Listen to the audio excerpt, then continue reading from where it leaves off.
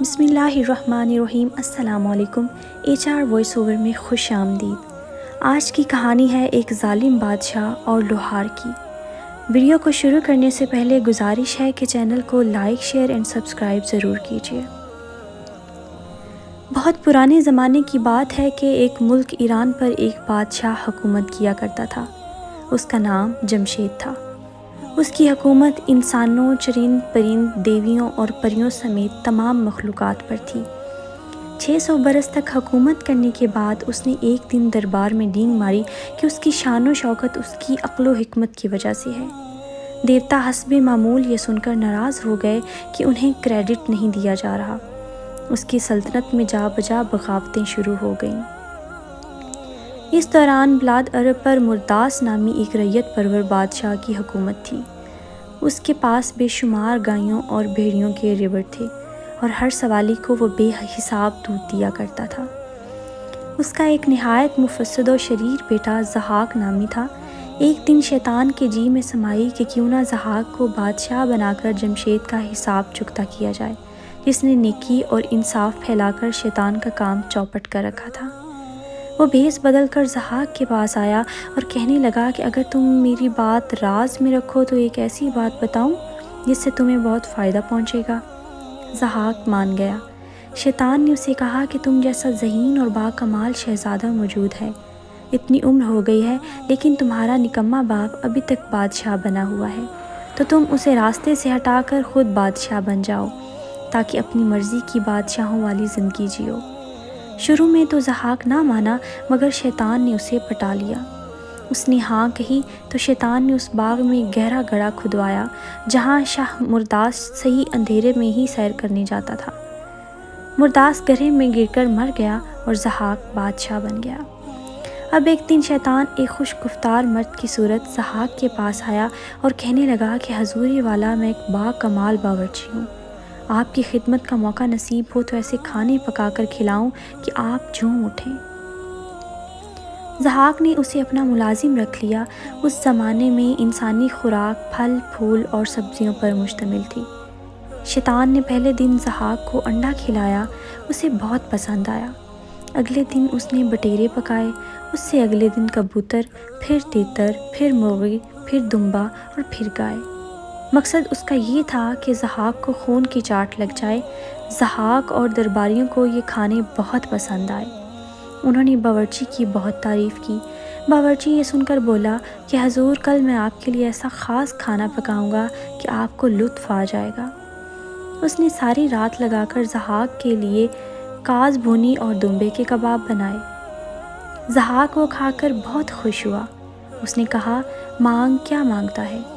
شیطان تو موقع کی طاق میں تھا، کہنے لگا کہ بندے کے پاس آپ کا دیا سب کچھ ہے، بس تمنا یہ ہے کہ اپنی محبت ظاہر کرنے کے لیے آپ کے شانے چوم لوں۔ ضحاک مزید خوش ہوا کہ چلو 4 پیسے بچ گئے۔ اس نے شیطان کو اپنے شانے چومنے کی اجازت دے دی۔ شیطان نے جیسے ہی شانے چومے ساتھ ہی وہ غائب ہو گیا۔ ضحاک کے شانوں پر 2 سیاہ ناگ نکل آئے۔ ضحاک نے سلطنت بھر کے طبیب بلائے۔ ناگوں کو وہ کاٹ کر الگ کرتے تو اگلی صبح وہ مزید توانا ہو کر پھر نکل آتے۔ سب عاجز آ گئے۔ ضحاک کا جسم نوچ نوچ کر ناگوں نے اسے بے حال کر دیا۔ اب شیطان ایک طبیب کے روپ میں نمودار ہوا۔ اس نے ضحاک کو کہا کہ ان ناگوں کو مت چھیڑو، انہیں ان کی خوراک مہیا کرو تو وہ تمہیں تنگ نہیں کریں گے۔ اگر انہیں انسانی دماغ کھلائے جائیں تو وہ یہ خوراک شوق سے کھائیں گے اور ایک دن کھا کھا کر انسانی دماغ کے زہر سے مر جائیں گے۔ ادھر جمشید سے باغی سرداروں اور بادشاہوں نے جب یہ سنا کہ عرب پر ایک ہیبت ناک بادشاہ حکمران ہوا ہے جس کے شانوں پر موجود ناگ یہ گواہی دیتے ہیں کہ اس کے سر پر دیوتاؤں کا ہاتھ ہے، تو وہ ضحاک کے پاس جمع ہونے لگے۔ ایک بڑا لشکر بن گیا۔ ضحاک نے جمشید پر حملہ کیا۔ جمشید فرار ہوا۔ آخر کار ضحاک کی فوجوں نے اسے گرفتار کیا اور ضحاک نے اسے آرے سے چروا دیا۔ اب ضحاک کئی 100 سال تک چین سے حکومت کرتا رہا۔ روز 2 نوجوانوں کو پکڑ کر لاتے اور ان کا مغز نکال کر ضحاک کے ناگوں کو کھلایا جاتا۔ ایک رات ضحاک نے خواب دیکھا کہ 3 جوان اس کے محل میں آئے۔ درمیان والا بلند قامت تھا اور شاہی جلال اس کے چہرے پر تھا۔ اس نے ضحاک کو اپنا بیل کی شکل والا گرز مارا۔ ضحاک پر لرزہ طاری ہوا۔ اس جوان نے ضحاک کے ہاتھوں کو رسیوں سے باندھا، اس کے کاندھوں پر ہل جوتنے والا جوا رکھا اور گلیوں میں گھسیٹ کر کودے داماد پر لے گیا۔ شاہی نجومیوں اور معبدوں نے بتایا کہ جمشید کے جد امجد تمہورس کی نسل سے فریدون نامی شخص پیدا ہوگا اور وہی کرے گا جو خواب میں دیکھا ہے۔ ضحاک نے پوچھا کہ وہ میرے ساتھ ایسا کیوں کرے گا؟ تو معبدوں نے بتایا کہ نہ صرف تم اس کے باپ کو مارو گے بلکہ برمایا نامی جس گائے کا دودھ پی کر وہ بڑا ہوگا اسے بھی مارو گے۔ فریدوں اپنے باپ اور اس رضائی ماں کا بدلہ تم سے لے گا۔ ضحاک نے تمہورس کی نسل کے لوگوں کو ڈھونڈ ڈھونڈ کر مارنا شروع کیا۔ آبتین نامی ایک جوان کو اس نے مارا تو اس کی بیوی فرانک اپنے ننھے بچے فریدوں کو لے کر بھاگی۔ ایک چراگاہ میں اس نے ایک چرواہے کو دیکھا جو برمایا نامی ایک ایسی گائے کو چرا رہا تھا جس کے جسم کا ہر بال مور کے پنکھوں کی مانند الگ رنگ کا تھا۔ فرانک نے فریدوں کو پالنے کی ذمہ داری قبول کر لی۔ 3 برس بعد ضحاک اس علاقے میں بھی آ پہنچا تو فریدوں کی ماں اسے لے کر کوہ البرز کی طرف بھاگی۔ ضحاک نے برمایا اور چرواہے کو قتل کر دیا۔ فریدوں 16 برس کا ہوا تو اس نے اپنی ماں سے اپنا نام نسب پوچھا۔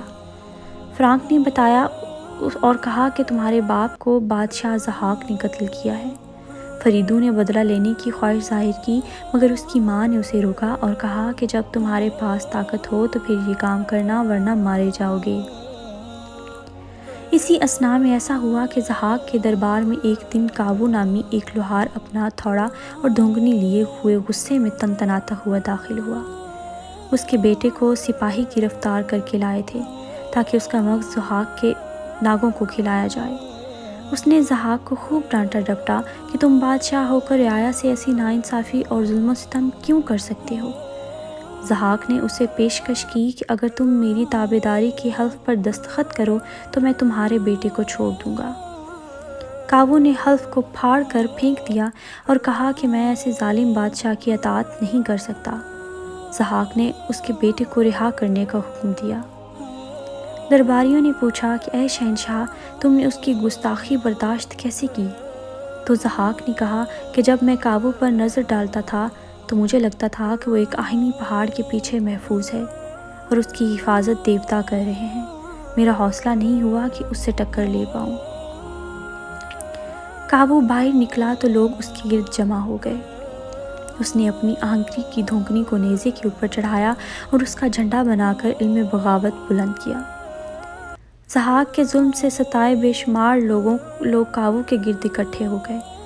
کاوو ان کو لے کر فریدوں کے پاس گیا۔ فریدوں اتنی جمعیت دیکھ کر خوش ہوا۔ اس نے کاوو کو عزت دینے کی خاطر اس کے جھنڈے کا اپنا شاہی جھنڈا قرار دیا۔ اس پر ریشمی کپڑے اور ہیرے جواہرات ٹانکے ایسا آہنی گرز بنوایا جس کا سر سرابیل کی شکل کا تھا اور ضحاک سے بدلہ لینے چل پڑا۔ خواب کے مطابق اس نے ضحاک کو پکڑا، گلیوں میں گھسیٹا اور شیر کی کھال سے بنے تسموں سے باندھ کر کوہ دمامد پر لے گیا جہاں اسے زنجیروں سے باندھ کر ایک تنگ و تاریک غار میں قید کیا۔ اس کے جسم میں کیلیں ٹھونک کر اسے ایک دیوار پر ٹانگ دیا گیا تاکہ وہ سسک سسک کر مرے۔